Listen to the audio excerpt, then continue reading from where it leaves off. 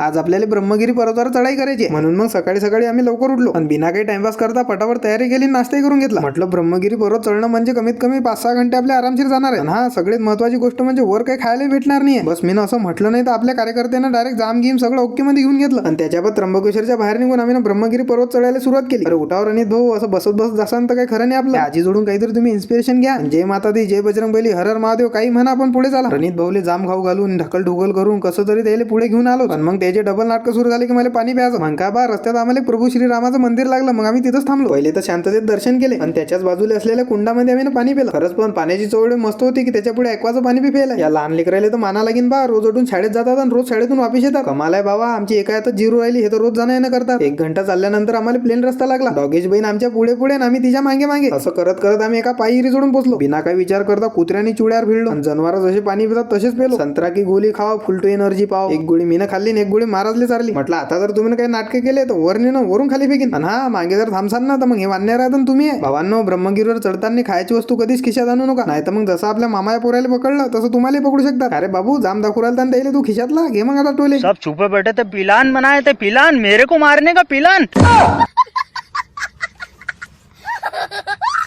उरी बेकार रे बाबा, कल्टी मारायला पुरते उठून चला हो पया पया पटकन. जामचं घेतलाच बाबा, संत्र्या गोळ्या घेऊन घेतल्या. कोणाचा बी नान करा पण वाननेरांचा नाही.